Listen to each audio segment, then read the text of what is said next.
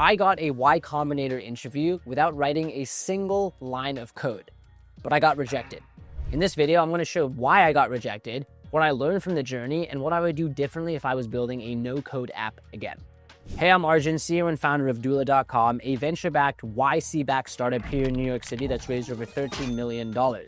Before Doula, though, the first company I ever worked on was this app called Pemvee. Now, I'm actually going to take you back in time to how I not only started Pemvee, but actually got into YC with Pemvee without writing a single line of code. Now, I actually wrote a full Medium blog post article on this. I'm going to link below in the comments to that write-up, so you can reference the full write-up. I put this out there publicly so that anyone can learn from my mistake. But let me take you back in time, actually, to my senior year of college when I was applying to work at a company called Dropbox, which is actually another Y Combinator company.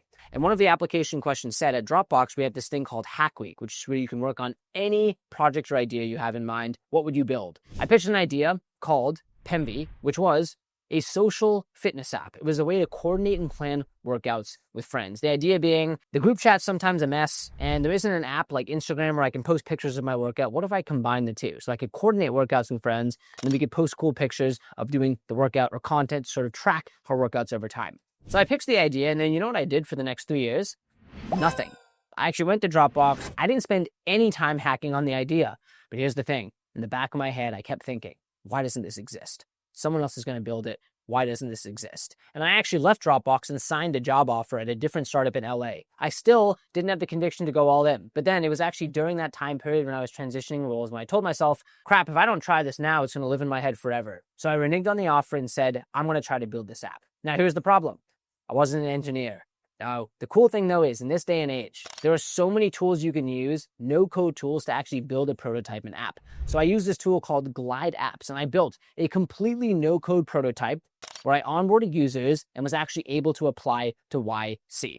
Now, I thought a ton about this. I thought about the concept of implementation intentions and habit contracts and why an app like this could actually really motivate you to work out just from an app. But here's the thing. I actually got a YC interview and YC rejected us. Now, the feedback they gave is that this doesn't actually solve a problem. And the truth is, and I talk about this in depth in the Medium post, this wasn't a 10x solution. The group text is actually pretty good. Everyone's already there. They don't have to download a new app. And Instagram's actually Instagram for a reason. There's a social network effect. That's where people go to post photos because they want to do it for the clout. They want people to see the picture of them working out, and that's not going to be on my app. So the truth is, there were already solutions out here that exist, group chats and Instagram, and this wasn't a truly 10x improvement. So now I want to zoom back. A lot of people ask me, hey, what do you learn from this or how did you feel? And you know what I tell them? I wish I launched and failed earlier because truly the only thing that I lost then was time. But the learnings were so valuable and I'm actually going to share these learnings now. The first thing is you can build a powerful MVP with no code. I don't care if you aren't technical. I was in this exact boat. You can build something. And let me say this too. If you're not technical and are looking to find a technical co-founder, by using a no-code app and actually building something, you make yourself more likely to find that person because they see you hustling and they might even actually see that you validated something by getting users onto the no-code app. And they're thinking, holy crap, if this person did this with a no-code app, imagine what I can do if I come in too. So I won't take it as an excuse that you can't build something because you don't have engineering skills. There are plenty of no-code tools you can use today. Bubble, Zapier, check out Glide Apps. All of these tools can be utilized.